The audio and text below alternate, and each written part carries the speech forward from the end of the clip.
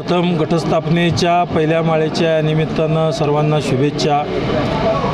आज घटस्थापनेच्या पहिल्या दिवशी या ठिकाणी आवताडे शुगरचं दुसरे बॉयलर अग्निप्रदीपन या ठिकाणी सोहळा संपन्न झालेला आहे। नक्कीच मागच्या वर्षी जवळजवळ 4,03,000 क्रशिंग केलं, पण मागच्या वर्षी अगदी अल्पावधीच्या कालावधीमध्ये अवघ्या 2 महिन्याच्या कालावधीमध्ये या निमित्तानं वेळ कमी मिळाला, त्यामुळे मेंटेनन्स झाला नव्हता, वाहतूक तोडणी यंत्रणा नव्हती, कामगार नव्हते, परंतु 2 महिन्याच्या कालावधीमध्ये सर्वांची जमवाजमव करून या ठिकाणी 4 लाख क्रशिंग या निमित्तानं झालं। नक्कीच मागच्या वर्षी सर्व कामगार, शेतकरी, वाहतूक तोडणी यंत्रणा यांच्या सहकार्यामुळं 4 लाख होऊ शकलं। एवढंसुद्धा होईल का नाही वाटत होतं, परंतु त्या निमित्तानं चांगला गाळप पहिल्या वर्षी झाला, जरी कमी झाला असला तरी चांगल्या पद्धतीनं झाला। परंतु यावर्षीच्या दुसऱ्या गाळपामध्ये कारखान्याची पूर्ण 100% कामं पूर्ण झालेली आहेत। त्या निमित्तानं कारखाना कधीही या निमित्तानं चालू करू शकतो। वाहतूक यंत्रणा एक चांगल्या प्रकारे भरलेली आहे, ती यंत्रणा या ठिकाणी सज्ज आहे। आता जवळजवळ 100-150 टोळ्या या निमित्तानं कारखान्याच्या प्रांगणात त्या ठिकाणी आलेल्या आहेत, त्यामुळे यंत्रणा पूर्ण सज्ज आहे।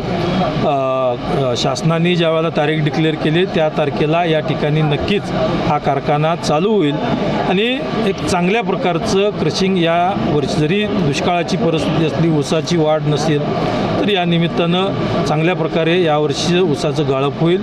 या निमित्तानं मी सांगू इच्छितो, सर्व कामगार, शेतकरी यांच्या विश्वासाने हा येणारा गाळप हंगाम यशस्वी पद्धतीनं पार पडेल याची नक्कीच खात्री आहे। आणि याच्या या दसऱ्याच्या घटस्थापनेच्या पहिल्या दिवशी या ठिकाणी हा मुहूर्त काढून या ठिकाणी बॉयलर अग्निप्रदीपन केला।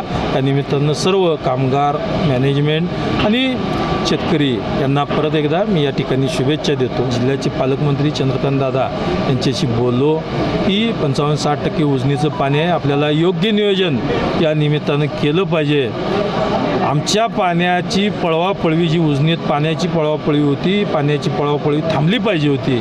मागच्या वर्षी पाण्याची पळवापळवी थांबवली, या कारणानं जवळजवळ 5 पाळ्या आपल्याला त्या ठिकाणी उजनीच्या मिळाल्या आणि उजनीच्या 5 पाळ्यामुळं आज जमिनीत पाणी आहे, त्यामुळं अजून म्हणावं अशा तेवढ्या त्या ठिकाणी उजनी लाभ क्षेत्रामध्ये तेवढ्या झळा त्या ठिकाणी बसल्या नाही त्या, परंतु आता त्या झळा आपल्याला चांगल्या प्रकारे बसू लागलेल्या आहेत। तर या निमित्तानं उजनीचं पाणीसुद्धा आपल्याला टिकवून म्हणजे योग्य प्रकारे या ठिकाणी वापरलं पाहिजे। यासाठी चांगल्या पद्धतीचं नियोजन, हे जर उजनी धरण या पुढच्या कालावधीमध्ये पाऊस नाही आला तर उजनीची 55-60% आपल्याला वर्ष काढायचं आहे आणि या वर्षी नक्कीच त्याचं नियोजन योग्य होईल।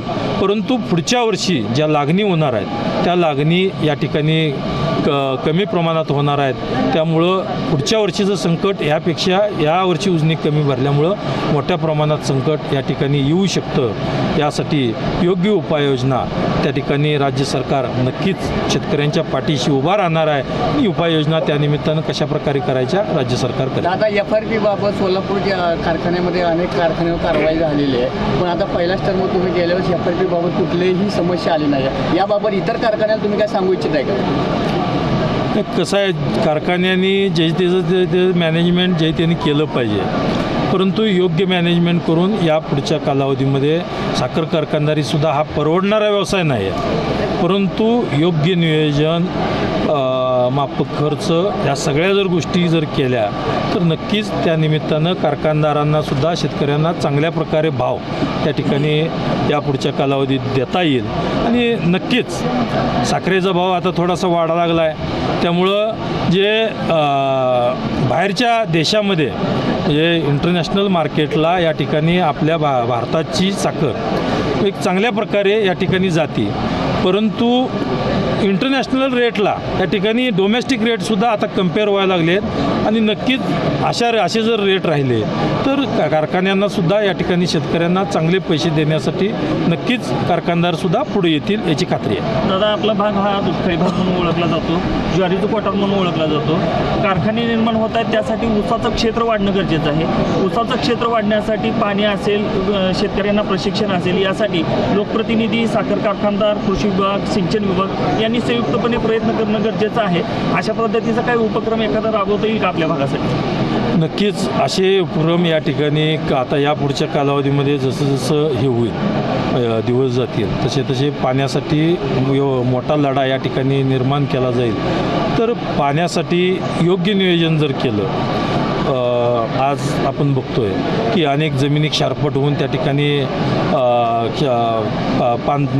पाणी लागलेलं आहे जमिनींना, त्यामुळे जमिनी खराब होऊ लागलेल्या आहेत. तर योग्य खते, माती परीक्षण करणे, योग्य पाणी, किती प्रमाणात पाणी द्यायचं, किती प्रमाणात खते घालायचे, यासाठी सुद्धा या ठिकाणी या पुढच्या कालावधीमध्ये नक्कीच कोणत्या पिकाला किती पाणी द्यायचं, किती खते घ्यायचं, तर हे कार्यशाळासुद्धा घेणं गरजेचं आहे. नक्कीच यासाठी सुद्धा शासकीय लेवलला सुद्धा त्या ठिकाणी प्रयत्न करून आपण तसे प्रयत्न नक्कीच करू. दादा, आता तुम्ही भाषणामध्ये उल्लेख केला की कोणी जरी आडवा आलं तर ते काय उल्लेख केला, पण ते कशामुळे उल्लेख केला? कोणी आडवा आल्याचा प्रयत्न झाला आहे का?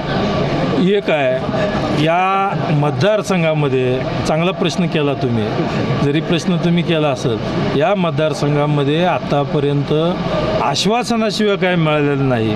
आणि मी या ठिकाणी काम करतोय, आश्वासनाच्या अगोदर काम पूर्तता करतोय आणि काम केलं म्हणून सांगतोय, एवढा फरक आहे. त्यानिमित्तानं मला अडचणी हजार येतात, परंतु या सगळ्या अडचणीवर त्या ठिकाणी मात करून मला इथल्या पंढरपूर मंगळवेढ्यातल्या सर्व जनतेचा आशीर्वादाने या ठिकाणी मला काम करण्याची संधी दिली आहे. मी नक्कीच या जनतेला काम कशा पद्धतीनं करता येतं आहे आणि कशा पद्धतीनं करता येईल या ठिकाणी, मग इथले पाण्याचे प्रश्न असतील, आरोग्याचे प्रश्न असतील, रस्त्याचे प्रश्न असतील किंवा विजेच्या समस्या असतील, ह्या सगळ्या समस्या ह्या पुढच्या कालावधीमध्ये सोडवून त्या ठिकाणी नवीन पद्धतीचं राजकारण या मतदारसंघामध्ये चालू होईल, एवढंच या निमित्तानं